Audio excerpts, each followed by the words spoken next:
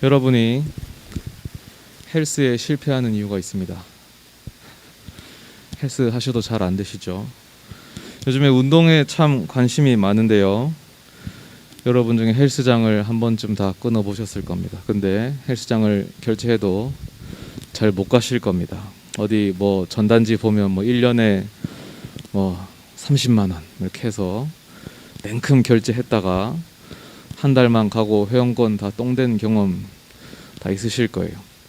예전에 제 친구가 저한테 막 자랑을 하더라고요. 자기가 지금 엄청 싸게 헬스장을 끊고 왔대. 그게 1년에 30만 원이었어요. 그러면서 진짜 싸게 했다. 그래서 뭐 계산하면 한 달에 뭐 얼마도 안 된다. 그래서 제가 그랬습니다. 너 지금 한 달에 30만 원짜리 끊은 거라고. 그 친구는 실제로 한 달도 이용하지 않고 뭐 안 갔어요.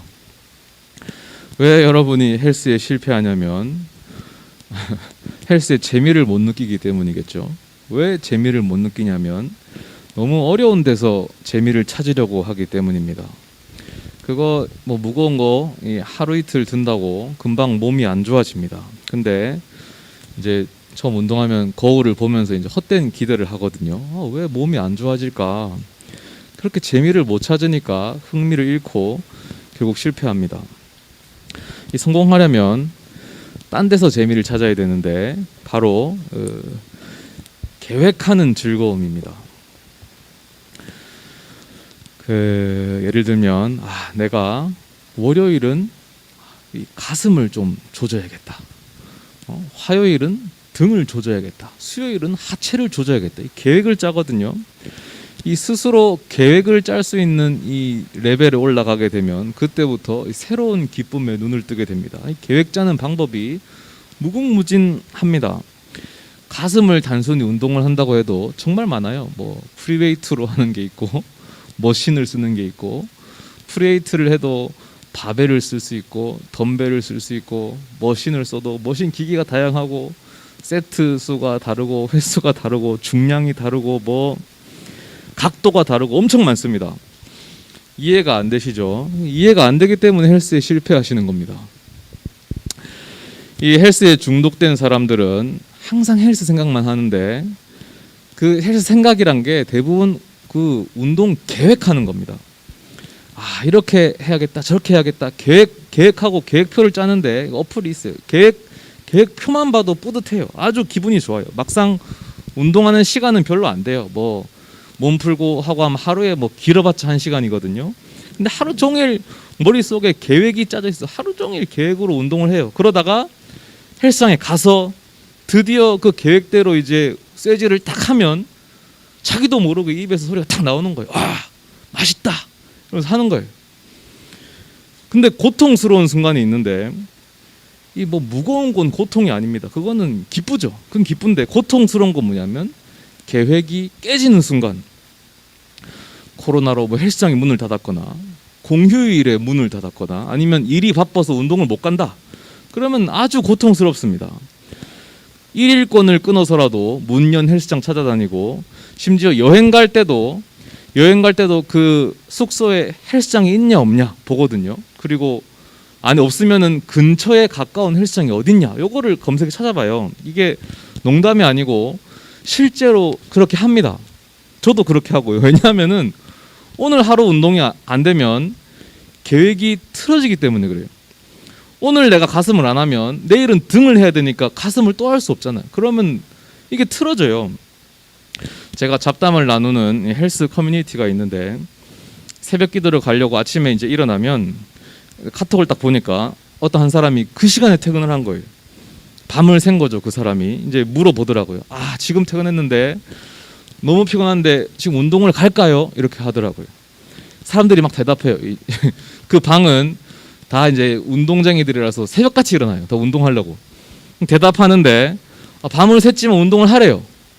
왜? 오늘 해야 계획이 안 밀리거든. 지금 하고 쪽잠 자고 눈 뜨고 내일은 이제 내일 운동을 또 해야 된다는 겁니다. 여러분이 이제 공감도 못할 헬스 이야기를 했는데 우리 인생 이야기를 하기 위해서입니다.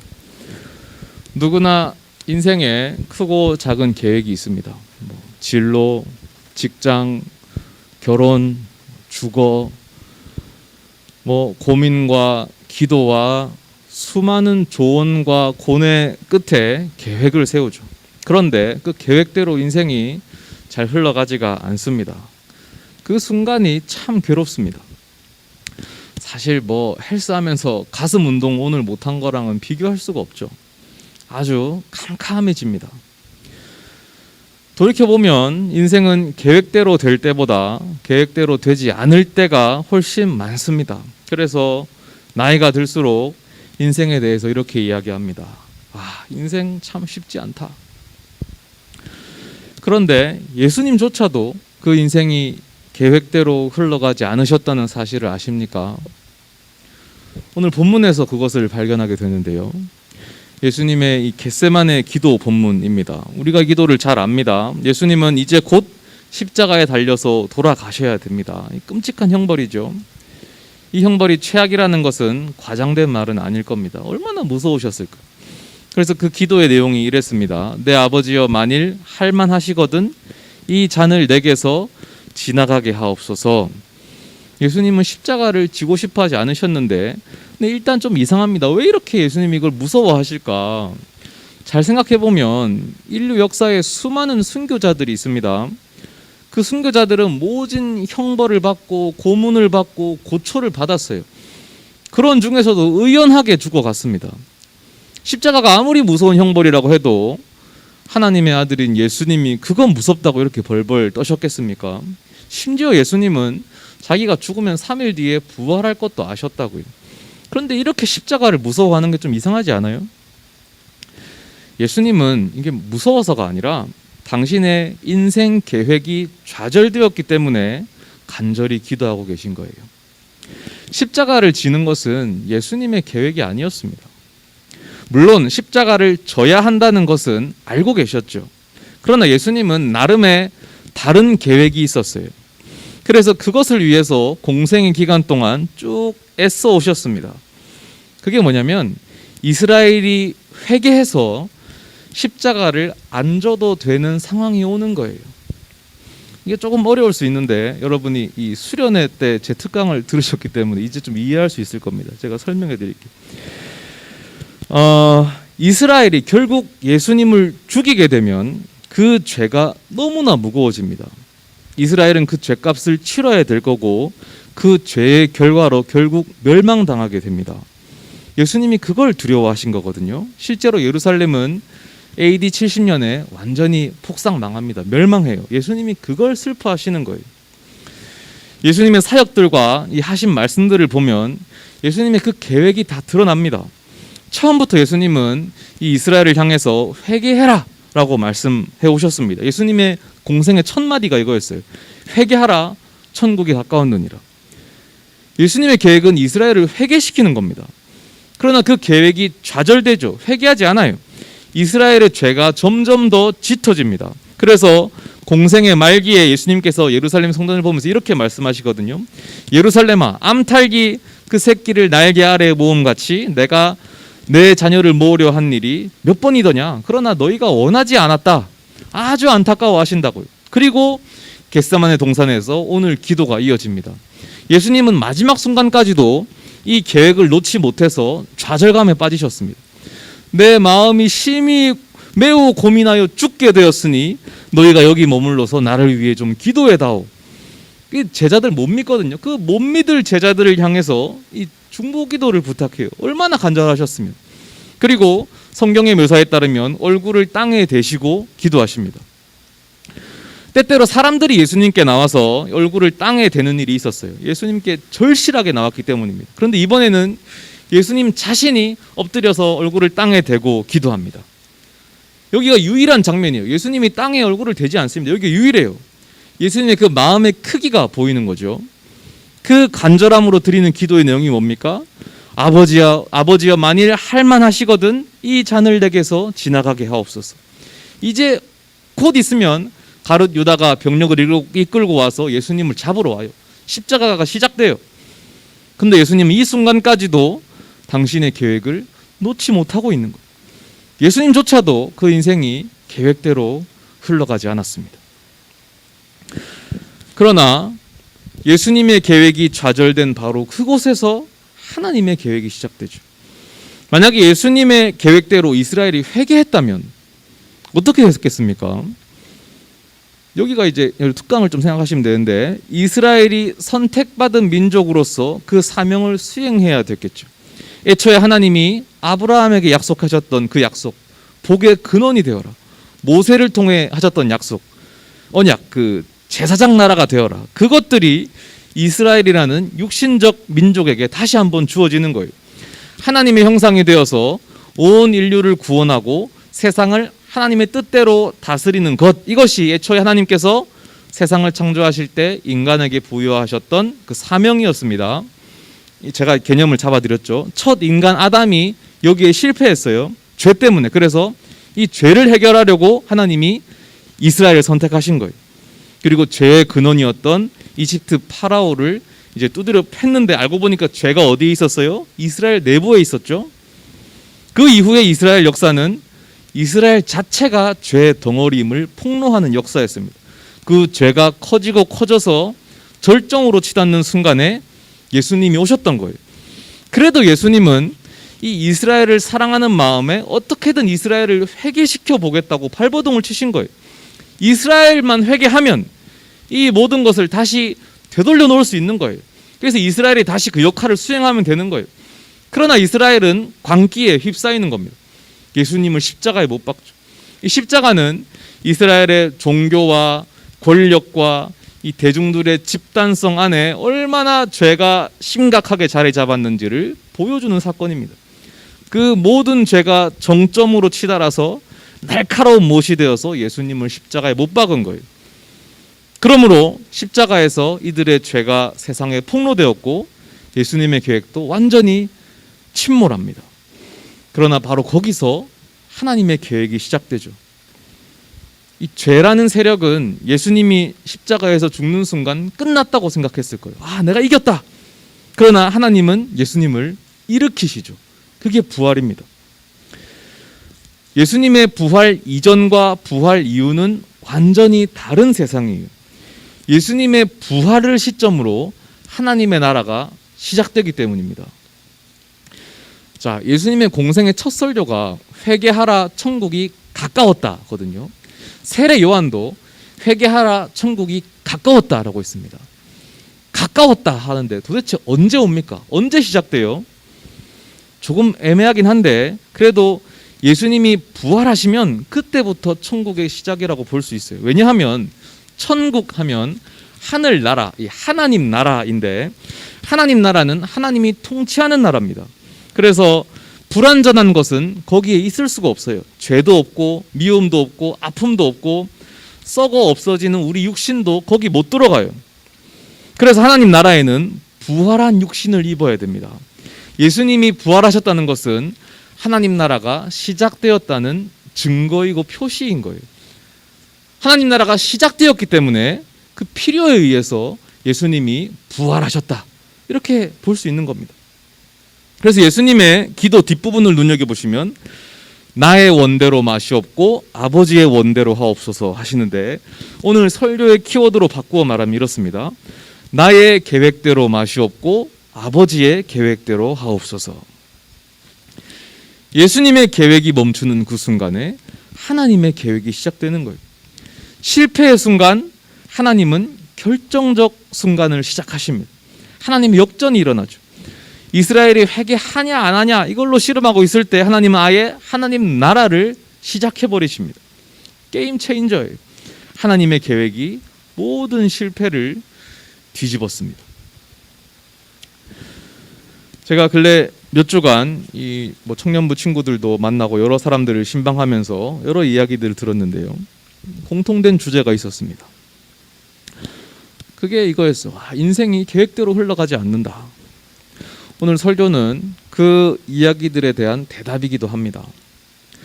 누군가는 이 결혼을 계획하던 이성 친구와 헤어졌고, 누군가는 사업 확장을 이어가려고 계획하던 그런 직장을 그만뒀고, 또 이직을 계획하던 곳으로 이동도 실패하고, 또 누군가는 대학원 진학에 대한 계획도 틀어지고, 가족 관계도 안 좋고, 또 누군가는 뭐 코로나 때문에 계획하던 일들이 다 무위로 돌아가고.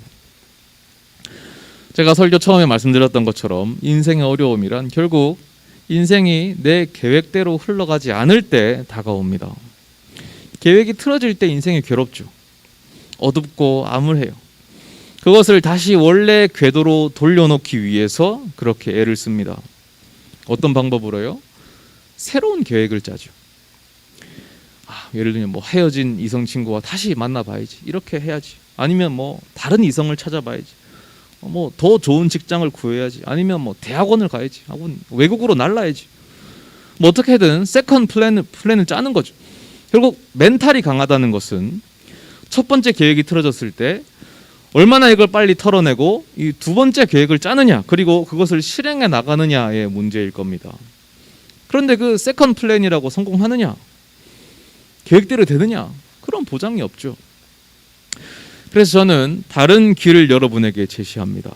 그 길은 예수님이 보여주신 길입니다. 나의 계획대로 마시옵고 아버지의 계획대로 하옵소서. 인생을 포기하고 무계획으로 살라는 말이 아닙니다. 하나님의 계획을 믿으라는 이야기예요. 왜냐하면 하나님의 계획이 모든 실패를 뒤집기 때문입니다.